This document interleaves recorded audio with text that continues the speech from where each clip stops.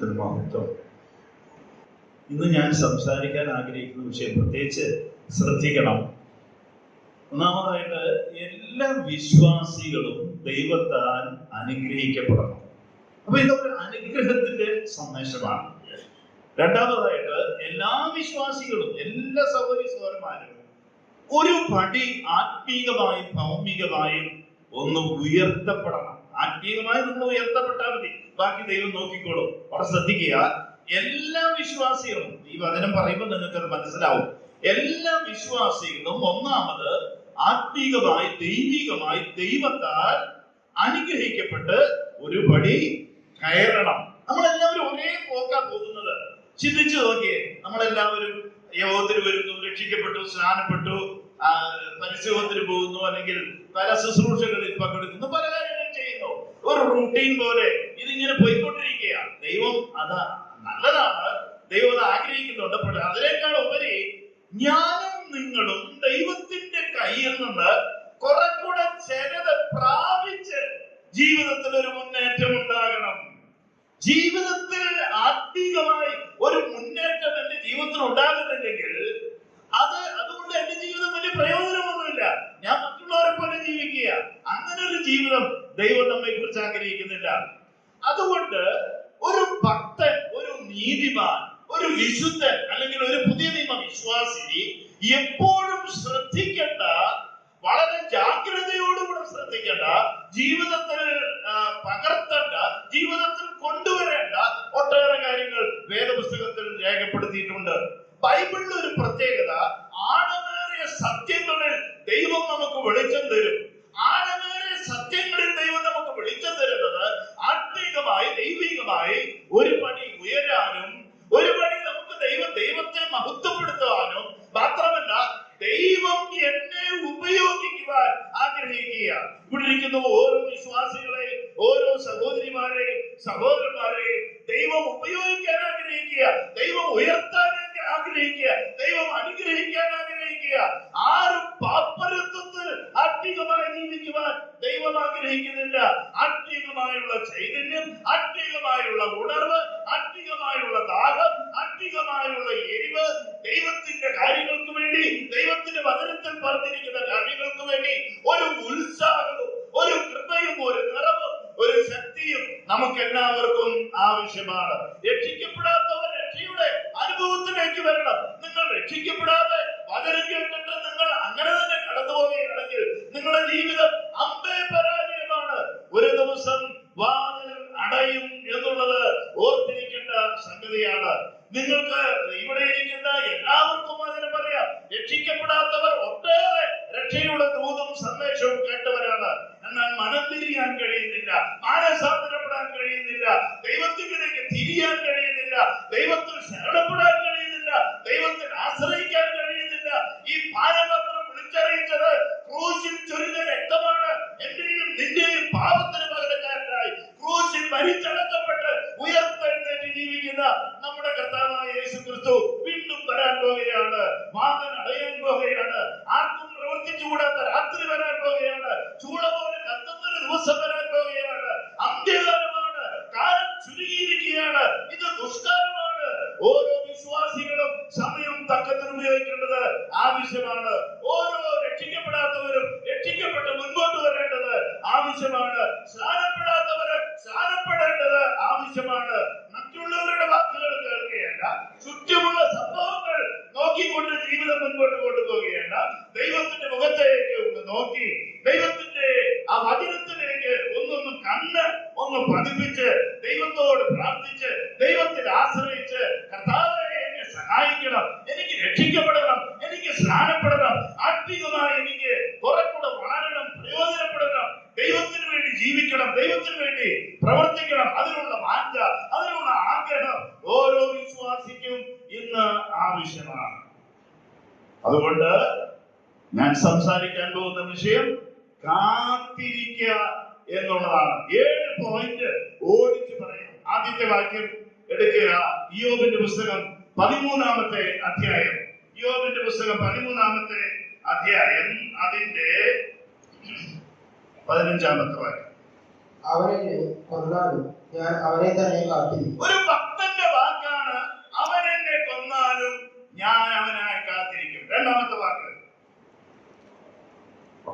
രണ്ടാമത്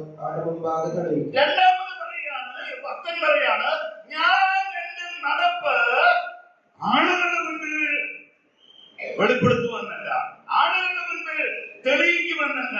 ആരുടെ മുൻപില? ഞാൻ എന്റെ നടപ്പ് ദൈവത്തിന്റെ മുൻപാകെ എന്ത് ചെയ്യും? തെളിയിക്കുമെന്നാണ് പറയുന്നത്. മൂന്നാമത്തെ വാക്ക് അവന്റെ സന്നിധിയിൽ വരികയില്ല എന്നുള്ളത് തന്നെ എനിക്കൊരു രക്ഷയാകും. നമ്മൾ വളരെ ശ്രദ്ധിക്കണം. ഒരു രക്ഷയുണ്ട്, ഒരു രക്ഷപ്പെടാനുള്ള ഒരു മാർഗമുണ്ട്. ഭക്ഷണം സാധ്യമല്ല. എന്നാൽ ഞാൻ ദൈവത്തിങ്കിലേക്ക് നോക്കിയാൽ, ഞാൻ ദൈവത്തിന്റെ അടുക്കലേക്ക് വന്നാൽ എനിക്ക് സാധിക്കും. കാത്തിരിക്കുക എന്ന് പറയുന്നത് ഒരു ഭാഗ്യമാണ്. ഏതെങ്കിലും ഒരു വ്യക്തി വേദപുസ്തകത്തിന്റെ താളിൽ പഴയ നിയമത്തിലോ പുതിയ നിയമത്തിലോ കാത്തിരുന്നിട്ടുണ്ടെങ്കിൽ ഒരുപക്ഷെ ലോകം അറിഞ്ഞു കാണുകയില്ല, ഒരുപക്ഷെ വിശ്വാസികൾ അറിഞ്ഞു കാണുകയില്ല, ഒരുപക്ഷെ മറ്റുള്ളവർ അറിഞ്ഞു കാണുകയില്ല. എന്നാൽ കാത്തിരിക്കുന്ന ഒരു വ്യക്തി മൗനമായി ദൈവത്തിന്റെ സന്നിധിയിൽ ഇരിക്കുന്നത് കൊണ്ട്, ശാന്തമായി ആത്മീയ കാര്യങ്ങൾ ചെയ്യുന്നത് കൊണ്ട്, ശാന്തമായി പ്രാർത്ഥിക്കുന്നത് കൊണ്ട്, ശാന്തമായി വചനം വായിക്കുന്നത് കൊണ്ട്, ശാന്തമായി വചനം പഠിക്കുന്നത് കൊണ്ട്, ശാന്തമായി ജീവിതത്തിന്റെ ഓരോ മേഖലകളിൽ ശ്രദ്ധിച്ച് സൂക്ഷിച്ച് മുൻപോട്ട് പോകുന്നെങ്കിൽ ദൈവത്തിന്റെ ശ്രദ്ധ നിങ്ങൾക്ക് പിടിച്ചു പറ്റുവാൻ സാധിക്കും. ഒന്നാമത് ഇവിടെയുള്ള വിശ്വാസികൾക്ക്, എനിക്കും നിങ്ങൾക്കും ആവശ്യം ദൈവത്തിന്റെ ശ്രദ്ധ ഞാനും നിങ്ങൾ പിടിച്ചു പറ്റണം. ഒട്ടേറെ വിശ്വാസികൾ ആ കാര്യത്തിൽ പരാജയപ്പെട്ടിരിക്കുകയാണ്.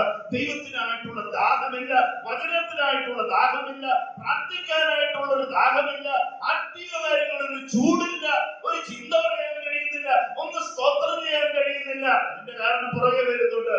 ഇവിടെ ഒരു ഭക്തൻ പറയുകയാണ്, ദൈവത്തിന്റെ മുഖത്തേക്ക് നോക്കിയിട്ട് പറയാണ്, ഞാൻ എന്റെ ദൈവത്തിനായി കാത്തിരിക്കും, അവൻ എന്നെ കൊന്നാൽ. ദാനിയേലിന്റെ പുസ്തകം 3-ാമത്തെ അധ്യായത്തിൽ എടുക്കണ്ട, ശദ്രക്ക് മേശയ്ക്ക് അഭയകരവും പറഞ്ഞൊരു വാക്കുണ്ട്. എന്താ അവർ പറഞ്ഞെന്നറിയോ? ഞങ്ങൾ സേവിക്കുന്ന ഒരു ദൈവമുണ്ട്, ആ ദൈവത്തിന് തീയിൽ നിന്ന് രാജാവിന്റെ കയ്യിൽ നിന്ന് വിടുവിക്കാൻ കഴിയും. കഴിവുള്ള ദൈവമാണ്, ഞങ്ങൾ പൂർണ്ണമായി വിശ്വസിക്കുന്നു. എന്നിട്ട് പറഞ്ഞ വാക്കാണ് ഇയ്യോബ് ഇവിടെ പറഞ്ഞത്, അവൻ എന്നെ കൊന്നാലും. അവരവിടെ പറഞ്ഞെന്നറിയോ? ഇനി ഒരു സമയം ദൈവം വിടുവിച്ചില്ലെങ്കിലും ഞങ്ങൾ ഈ ബിംബത്തെ നമസ്കരിക്കുകയില്ല. പ്രിയ സഹോദരിമാരെ, സഹോദരന്മാരെ, നിങ്ങൾ ഭക്തന്മാരാണെങ്കിൽ, നിങ്ങൾ ഭക്തിയുള്ള സഹോദരിമാരാണെങ്കിൽ നിങ്ങൾ കാത്തിരിക്കുന്നവരായിരിക്കും, ദൈവത്താൽ നിങ്ങൾ അനുഗ്രഹിക്കപ്പെട്ടവരായിരിക്കും.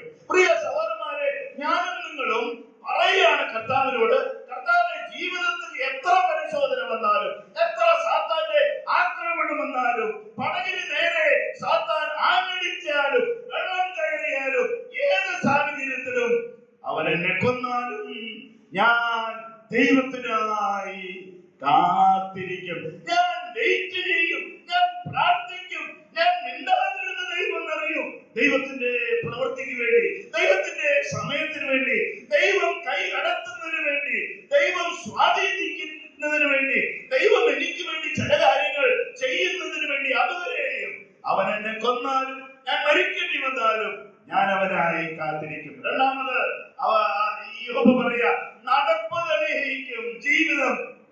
ജീവിതവും കാത്തിരിപ്പും തമ്മിൽ ബന്ധമുണ്ട്.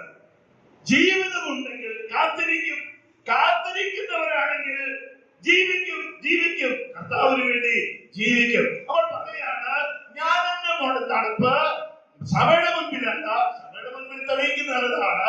ഞാൻ എന്റെ നടപ്പ് ആളുകളുടെ മുൻപിലല്ല, അത് നല്ലതാണ്. എന്നാൽ ഞാൻ എന്റെ ജീവിതം, ഞാൻ എന്റെ നടപ്പ് തെളിയിക്കാൻ പോകുന്നത് ആരുടെ മുൻപിലാ? ദൈവത്തിന്റെ മുൻപിൽ. കാരണം എനിക്ക് കാര്യമുള്ളത് ദൈവത്തോടാണ്. അവനാണ് കാര്യം തീർക്കുന്ന നാളിൽ എന്റെ മുൻപിൽ, ഞാൻ അവന്റെ മുൻപിൽ, കർത്താവിന്റെ മുൻപിൽ നിൽക്കേണ്ടവരാണ്. അതുകൊണ്ട് ഞാൻ കാത്തിരിക്കും. ഒരു ഭക്തന് മാത്രമേ ഇത്ര ശക്തമായ നിലയിൽ പറയാൻ കഴിയുള്ളൂ, അവൻ എന്നെ കൊന്നാലും ഞാൻ കാത്തിരിക്കും, ഞാൻ നടപ്പ് ദൈവത്തിന്റെ മുൻപാകെ തെളിയിക്കും എന്ന് പറയാൻ കഴിയുള്ളൂ. മൂന്നാമത് പറയുകയാണ്, അവന്റെ മുൻപാകെ ഞാൻ തെളിയിക്കും. ദൈവത്തിന്റെ സന്നിധിയിൽ ഞാൻ എന്റെ കാര്യം തെളിയിക്കും. ദൈവം കാണും, ദൈവം അറിയും എന്നുള്ളതാണ്. നമുക്കറിയാം 25-ാം സങ്കീർത്തനത്തില് അവിടെ രണ്ട് വാക്ക് ഉപയോഗിച്ചിട്ടുണ്ട്. ഒന്ന്, ദൈവത്തെ അന്വേഷിക്കുന്നവർ ലജ്ജിച്ചു പോകുകയില്ല. രണ്ടാമത് 25-ാം സങ്കീർത്തനം 2-3 വാക്യം വായിച്ചാൽ അവിടെ പറയുന്നത് ദൈവത്തെ കാത്തിരിക്കുന്നവർ ലജ്ജിച്ചു പോകുകയില്ല. അവങ്കിലേക്ക് നോക്കിയവർ പ്രകാശിതരായി, പിന്നെ അവരുടെ മുഖം ലജ്ജിച്ചു പോയില്ല. അപ്പോൾ എന്ന് പറയുന്നത് പോലെ തന്നെയാണ്, ദൈവത്തിനായി കാത്തിരുന്നാൽ, ദൈവത്തിന്റെ മുഖം അന്വേഷിച്ചാൽ, എനിക്ക് ദൈവത്തിൽ ആശ്രയിച്ചാൽ എനിക്ക് ലജ്ജിക്കേണ്ട ആവശ്യം വരികയില്ല. മാത്രമല്ല, യെശയ്യാവിന്റെ പുസ്തകം 30-ാമത്തെ അധ്യായത്തിൽ വരുമ്പോൾ അല്ലെങ്കിൽ വരാം, അവിടെ നാം വായിക്കുന്നത് കാത്തിരിക്കുന്നവർ ഭാഗ്യവാന്മാരാണ്. അയ്യോ, ഇതാണ് എനിക്ക് വേണ്ടത്, ലംഘനം ക്ഷമിച്ചും പാപം മറച്ചു കിട്ടിയ മനുഷ്യൻ ഭാഗ്യവാൻ. ആ ഭാഗ്യം എല്ലാവർക്കും കിട്ടി. ഏകസത്യദൈവമായ നിന്നെയും നീ അയച്ചിരിക്കുന്ന യേശുക്രിസ്തുവിനെ അറിയുന്നതും വിശ്വസിക്കുന്നതും സ്വീകരിക്കുന്നതാണ് ഭാഗ്യം. ദൈവമകളായി തീരുക, ദൈവമകനായി തീരുക, അതാണ് ഭാഗ്യം. അതെനിക്ക് കിട്ടി. എന്നാൽ എന്റെ അനുദിന ജീവിതത്തിൽ ഞാനൊരു ഭാഗ്യം പിടിച്ചടക്കണം.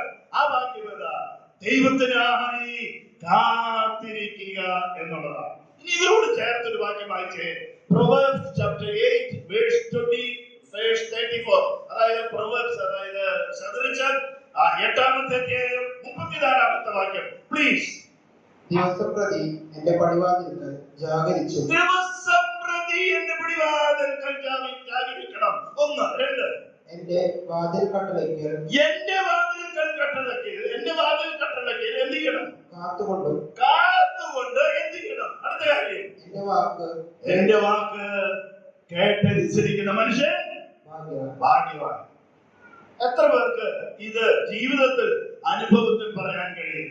ദിവസം പ്രതി നിങ്ങൾ ബൈബിൾ വായിക്കുന്നവരാണ്, പ്രാർത്ഥിക്കുന്നവരാണ്, ദൈവസന്നിധിയിരിക്കുന്നവരാണ്, എനിക്ക് നന്നായി അറിയാം. ഞാൻ അത് നിഷേധിക്കുകയല്ല. എന്നാൽ ഈ വാക്യത്തിൽ പറയുന്നത് ദിവസം പ്രതി, ഒരു ദിവസം പോലും തെറ്റാതെ, വളരെ ശ്രദ്ധിക്കുക, ഒരു ദിവസം പോലും പാഴാക്കാതെ, ഒരു ദിവസം പോലും തെറ്റാതെ എന്ത് ചെയ്യണം? ദൈവത്തിന്റെ പടിവാതിൽക്കൽ, കർത്താവിന്റെ സന്നിധിയിൽ. എളുപ്പം പറയുകയാണെങ്കിൽ 84-ാം സങ്കീർത്തനത്തില് ആ കുരുകിലും ഈവൽ പക്ഷിയൊക്കെ ഉണ്ടല്ലോ, അവരെന്താ അവരെവിടെയാ വന്നത്? എവിടെയാ വന്നത്? സൈനികളുടെ നിവാസം എത്ര മനോഹരം! എന്റെ ഉള്ളം യഹോവയുടെ പ്രാകാരങ്ങളെ വാഞ്ചിച്ചു മോഹിച്ചു പോകുന്നു. എന്റെ മാംസവും എന്റെ ഹൃദയം ജീവനുള്ള ദൈവത്തെ നോക്കി ഘോഷിക്കുന്നു. എന്നിട്ട് പറയാ, കുരുകിലൊരു വീട്, മീവൽ പക്ഷി കുഞ്ഞുങ്ങൾക്ക് ഒരു കൂട് കണ്ടെത്തി. ദൈവത്തിന്റെ യാഗപീഠം, ദൈവത്തിന്റെ സാന്നിധ്യം. ഏതോമിനെ ശമൂവേലിന്റെ പുസ്തകത്തില് ദൈവം എന്താ അനുഗ്രഹിച്ചത്? 26-ാം പുസ്തകത്തിലുണ്ട്. എന്താ അനുഗ്രഹിച്ചത്? ആ ദൈവത്തിന്റെ സാന്നിധ്യം 3 മാസം 24 മണിക്കൂറും, 3 മാസം, അതായത് 90 ദിവസവും 24 മണിക്കൂറും ഏതോമിന്റെ കണ്ണ്, ഏതോമിന്റെ നോട്ടം, ഏതോമിന്റെ ശ്രദ്ധ, അവന്റെ എല്ലാ കാര്യങ്ങളും എതിരായിരുന്നു, ആ പെട്ടകത്തിലായിരുന്നു ദൈവത്തിന്റെ സാന്നിധ്യം. അതുകൊണ്ട് അവിടെ പറയാണ്, അവനെയും അവന്റെ കുടുംബത്തെയും, വളരെ ശ്രദ്ധിക്കുക, അവനെയും അവന്റെ കുടുംബത്തെയും അവനുള്ള സകലത്തെയും ദൈവം അനുഗ്രഹിച്ചു. ഇതാണ് എനിക്കും നിങ്ങൾക്കും ആവശ്യം. ദൈവത്തിനായി ഞാൻ കാത്തിരിക്കുമ്പോൾ ഫുൾ ടൈം, അതായത് ദിവസം പ്രതി ദൈവത്തിന്റെ സന്നിധി, ദൈവത്തിന്റെ കാൽക്കൽ, ദൈവത്തിന്റെ പാദപീഠത്തിൽ ആ മറിയ ഇരുന്നത് പോലെ ആ കാൽക്കൽ ഇരുന്ന് ദൈവത്തിന്റെ ശബ്ദം, ആ വാക്ക് കേട്ട് അനുസരിക്കുക. അപ്പൊ താഴെ പറയുന്ന കാര്യം, മുകളിൽ പറയുന്ന കാര്യം, ഏത് കാര്യത്തെ ഡിപ്പെൻഡ് ചെയ്തായിരിക്കുന്നത്? കാത്തിരിക്കുക, അല്ലെങ്കിൽ വെയിറ്റ് ചെയ്യുക, അല്ലെ? അതിനാണ് ഇരിക്കുന്നത്. പ്രിയമുള്ളവരെ, അയ്യോ, ഞാൻ ഒരു കാര്യം പറയട്ടെ, എന്റെ അനുഭവത്തിലൂടെ പറയട്ടെ. നമ്മയൊക്കെ എത്രയോ ദൈവം അനുഗ്രഹിച്ചേരെ, അനുഗ്രഹിച്ചുകൊണ്ടിരിക്കുകയാണ്, ഇനിയും അനുഗ്രഹിക്കും. ആ കർത്താവ് തയ്യാറാണ്. എന്നാൽ തടസ്സം എന്താ? പലപ്പോഴും എന്ത് വരുന്നില്ല? ദിവസം പ്രതി ദൈവത്തിന്റെ പടിവാതിൽക്കൽ ജാഗരിക്കാൻ സാധിക്കുന്നില്ല, കാത്തിരിക്കാൻ സാധിക്കുന്നില്ല, അനുസരിക്കാൻ സാധിക്കുന്നില്ല. അവിടെ ഒരു വാക്കുണ്ട്, ദൈവത്തിന്റെ ശബ്ദം കേൾക്കുക. ദൈവത്തിന്റെ ശബ്ദം കേൾക്കുക. ദൈവത്തിന്റെ ശബ്ദം 40 രാവും 40 പകലും കേട്ട് ഇരുന്നതുകൊണ്ട് വെള്ളം കുടിച്ചില്ല, ആഹാരം കഴിച്ചില്ല മോശ ആ സീനായി പർവ്വതത്തിൽ. അതുകൊണ്ട് എന്താ ലാഭമുണ്ടായത്? ലോക ചരിത്രത്തിൽ ഒരു മനുഷ്യനും കിട്ടാത്തൊരു പദവി. ആ മോശയുടെ മുഖം പർവ്വതത്തിൽ നിന്ന് ഇറങ്ങി വരുമ്പോൾ 34-ാമത്തെ അധ്യായം എക്സോഡസ് 34:29 അവിടെ വായിക്കുന്നില്ല, മോശയുടെ മുഖം ശോഭിച്ചു. കാത്തിരിക്കുന്നവർ, ഇരിക്കുന്നവർ, കേൾക്കുന്നവർ, അനുസരിക്കുന്നവർ, നടക്കുന്നവർ, ജീവിക്കുന്നവർ, ആഗ്രഹിക്കുന്നവർ, പ്രാർത്ഥിക്കുന്നവർ, അവർ ലജ്ജിക്കേണ്ട ആവശ്യമില്ല. അവരുടെ മുഖം ശോഭിക്കും. മുഖത്തിന് ശോഭയുണ്ടോ? ഉണ്ടോ? നമ്മുടെ ടൗണിൽ ആരെങ്കിലും കണ്ടാൽ എന്താ വിളിക്കുക? എങ്ങനെ വിളിക്കുക? നമ്മളെ കാണുമ്പോൾ നിങ്ങൾക്ക് എന്തോ പ്രത്യേകതയുണ്ട് എന്ന് പറഞ്ഞ ഏതെങ്കിലും ഒരു അനുഭവം ഉണ്ടോ? നിങ്ങൾ പാസ്റ്ററാണോ? അല്ലെങ്കിൽ നിങ്ങൾ ബ്രദറുകാരാണോ? അല്ലെങ്കിൽ നിങ്ങൾ പ്രതിവസ്ഥാരാണോ? എന്തെങ്കിലും ഒരു ഐഡന്റിറ്റി ചോദിക്കാറുണ്ടോ? ദൈവമക്കളെ കണ്ടാലറിയാം, വിശ്വാസികളെ കണ്ടാലറിയാം, അവരുടെ മുഖത്ത് ഒരു വെളിച്ചമുണ്ട്. ഒരു വാക്യമെടുത്ത് ഈ കാത്തിരിക്കുന്നതിനുള്ള ബന്ധത്തിലുള്ള വെളിച്ചമാണ്. ഐസയ ചാപ്റ്റർ 64, യെശയ്യാവിന്റെ പുസ്തകം 64-ാമത്തെ അധ്യായത്തിലേക്ക് പെട്ടെന്ന് വരിക. 64-ാമത്തെ അധ്യായം. ഞാൻ ആ വാക്യം പറയാം.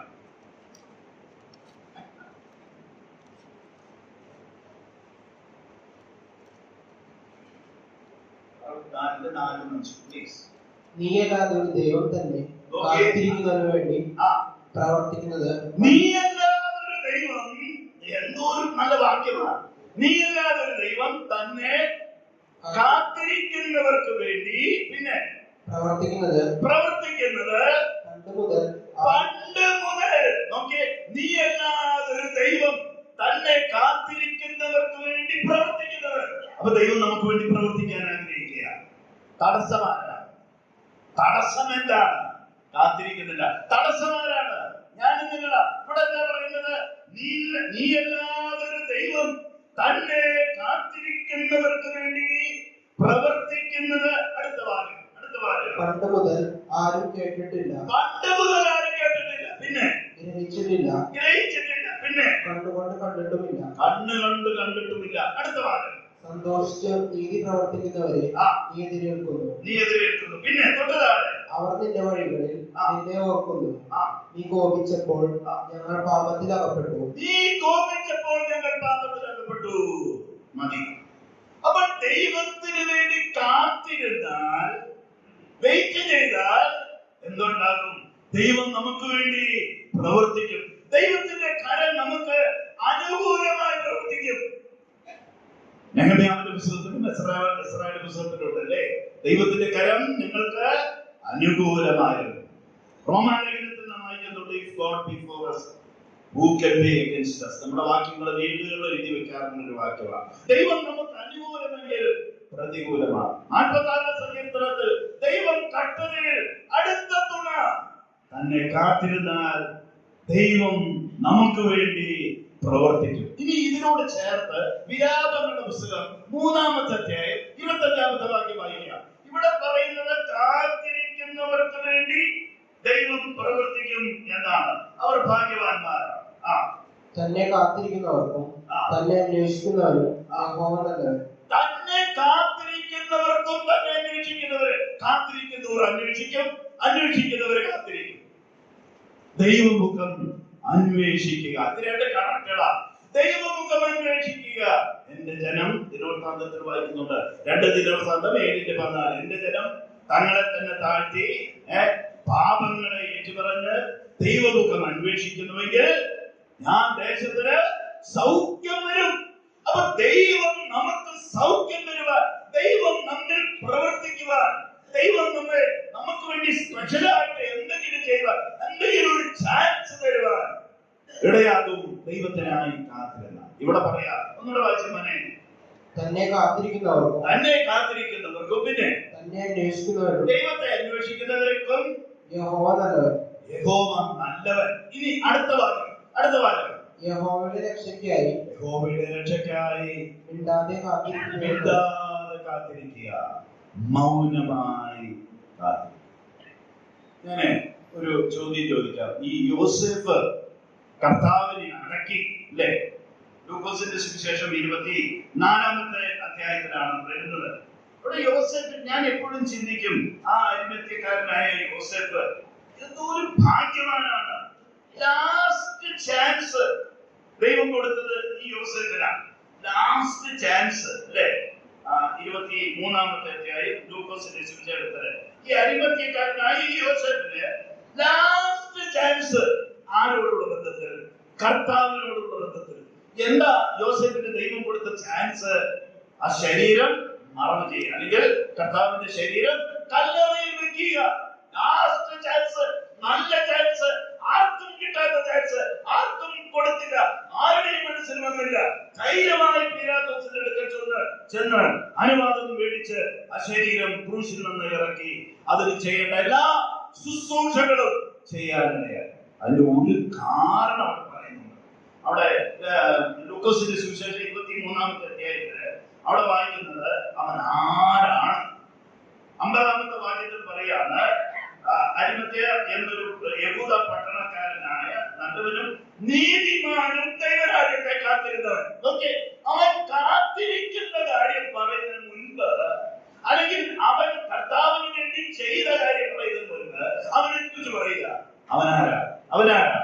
അവൻ നല്ലവനാണ്. പിന്നെ രണ്ടാമത്തെ ഗുണം എന്താ? അവനാരാ? അവൻ നീതിമാൻ. ഭക്തന്മാർ, വിശുദ്ധന്മാർ, നീതിമാന്മാർ, അല്ലെ? അവനെ കുറിച്ച് പറയാ, അവൻ നീതിമാനാണ്, അവൻ നല്ലവനാണ്. അധികം നല്ലവൻ എന്ന് വേദപുസ്തകത്തിൽ അധികം പേരെ കുറിച്ച് പറഞ്ഞിട്ടില്ല. പുതിയ നിയമത്തിൽ എനിക്ക് ഓർമ്മ ശരിയാണെങ്കിൽ 1, 2, 3 പേര് കാണും. അതിലൊരാള് യോസേഫാണ്. പിന്നെ പർദമാസ് ആണോ എന്ന് എനിക്ക് ഓർമ്മയില്ല. ഏതായാലും ഇവിടെ ആ വാക്യം നാം കാണും. ആ വാക്ക്, അവൻ നല്ലവനാണ്, അവൻ നീതിമാനാണ്.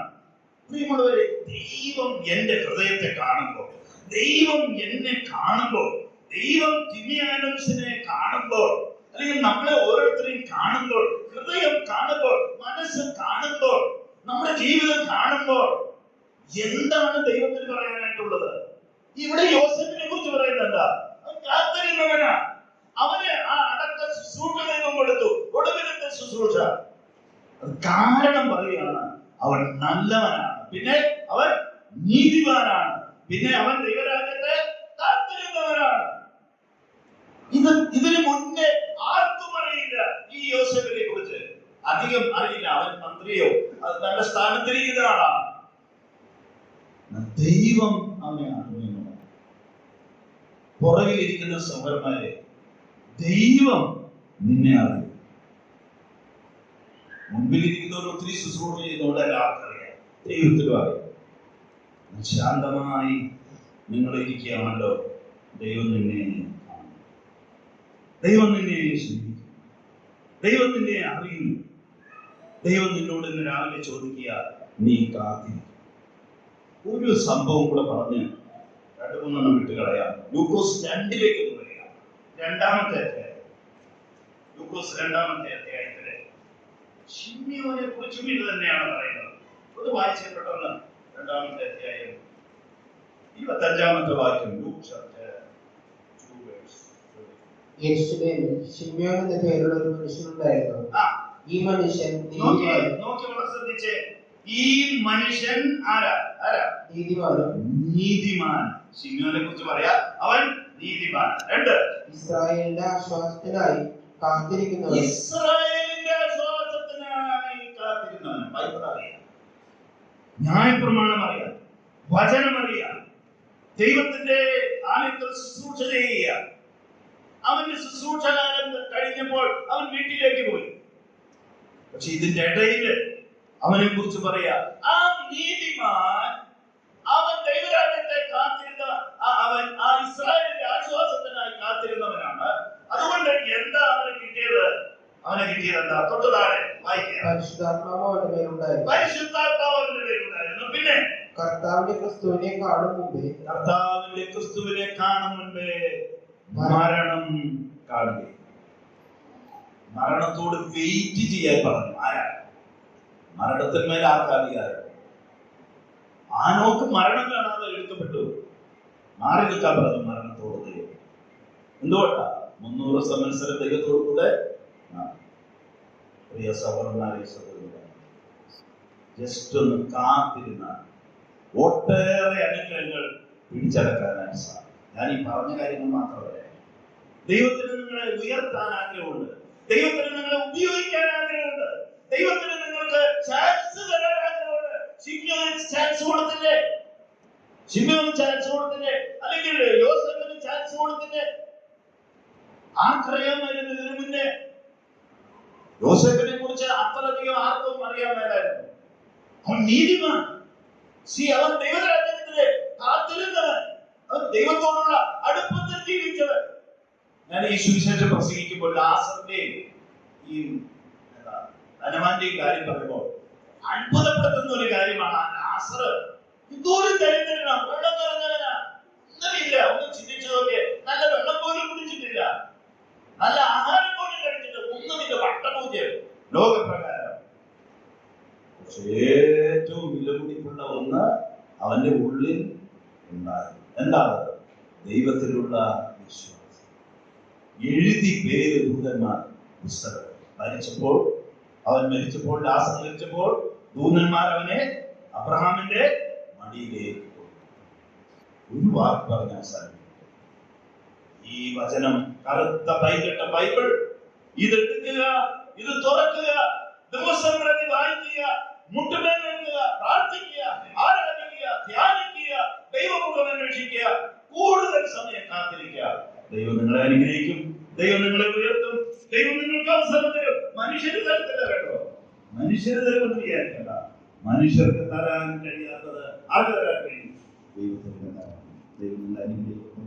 ഈ വചനങ്ങളാൽ സിയോൻ സഭയെ വചനം കേട്ടോ നിങ്ങൾ എല്ലാവരും, നിങ്ങളുടെ തലമുറകളെ, നിങ്ങളുടെ മക്കളെ, ഈ ഹോളിൽ ഇരിക്കുന്ന എല്ലാവരെയും ഈ വചനത്താൽ ദൈവം അനുഗ്രഹിക്കട്ടെ.